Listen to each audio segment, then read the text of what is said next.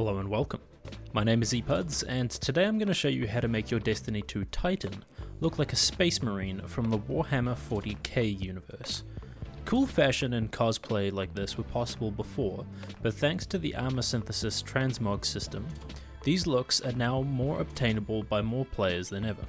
With that in mind, this Transmog guide is my best interpretation of reference images and using the armor at my disposal.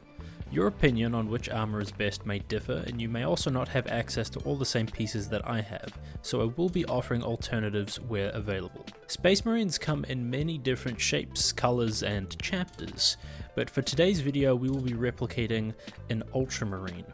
So the shaders you're going to want to use will be either Dreaming Cast from the Last Wish raid, or Dark Water Froth, which was an Eververse shader from Season of the Worthy.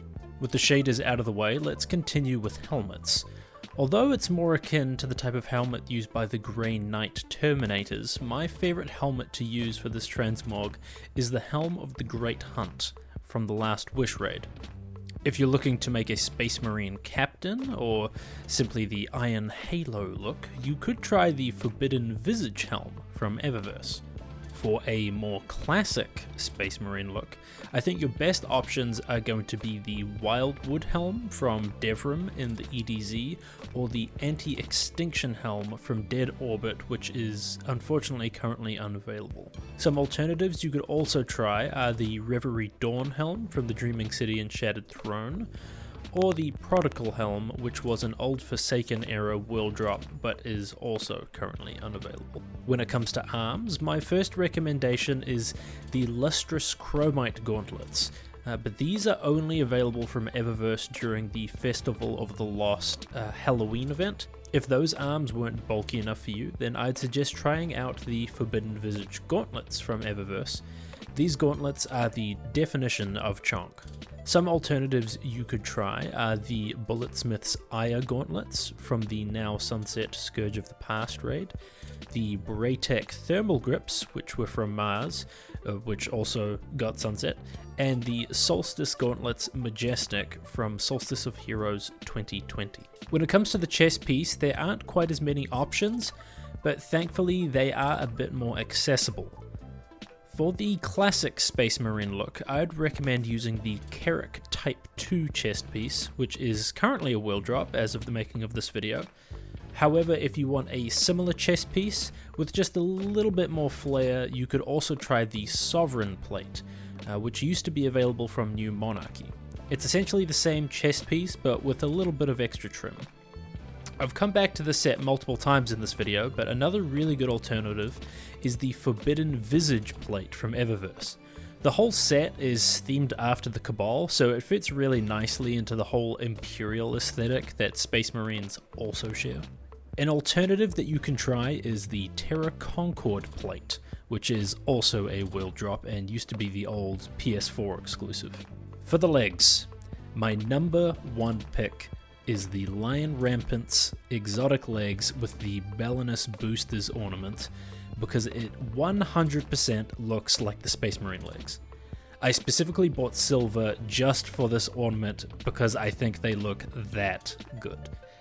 If you don't have the ornament, don't want to use silver, and you don't want to wait for it to be available via Bright Dust, you can try the Braytech Snow Boots, which were obtainable from Mars before it was sunset, the Forged Machinist Greaves, which were originally from the Forges activity but are now currently a world drop, also the Lustrous Chromite Greaves from Eververse during Festival of the Lost, the Carrack Type 2 legs, which are a world drop, the Terra Concord Greaves, which also a world drop, or the Sovereign Greaves, which were obtainable from New Monarchy but are no longer available.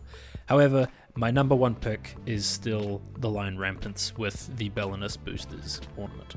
When it comes to the Titan mark, there aren't a crazy amount of options that I like, but there are a few good ones. The one I usually use is the Scatterhorn mark, which was a world drop during Forsaken but is currently unavailable.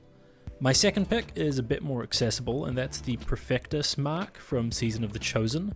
It's still obtainable through Umbral engrams as of the making of this video, and alternatively you could also use the Legatus mark, which was the Season Pass version of it. It has a little bit more going on, a little bit more trim, but if you weren't playing during Season of the Chosen, you might not be able to get it anymore. If you played back during Season of the Dawn, then you could also try using the Righteous or Virtuous mark, but neither of those are available, unfortunately, if you didn't play then. And the final alternative is the Terra Concord mark, which is thankfully currently a world drop. That does it for armor, but let's talk a little bit more about shaders. If you're not a fan of the Ultramarines and their bluey blueness, you can try some of these shaders to replicate some of the other Space Marine chapters. If you're a fan of the Raven Guard or Black Templar, you could try Dead Orbit's Fate. It's probably one of the best dark looking shaders to fit that aesthetic. For the Dark Angels or like the Salamanders, you could try Atmospheric Glow.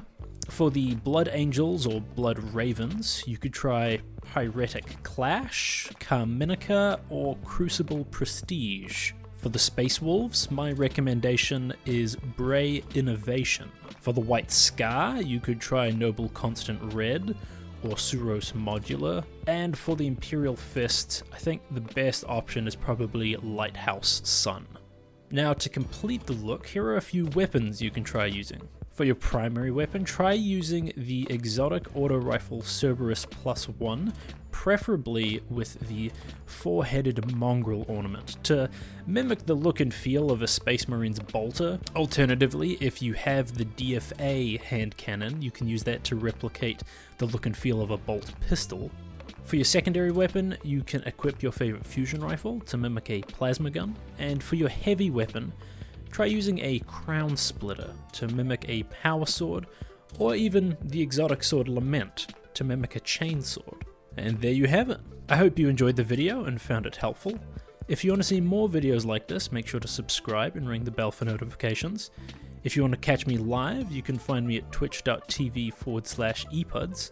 And to keep up to date with everything I'm working on, make sure to follow me over on Twitter @epuds.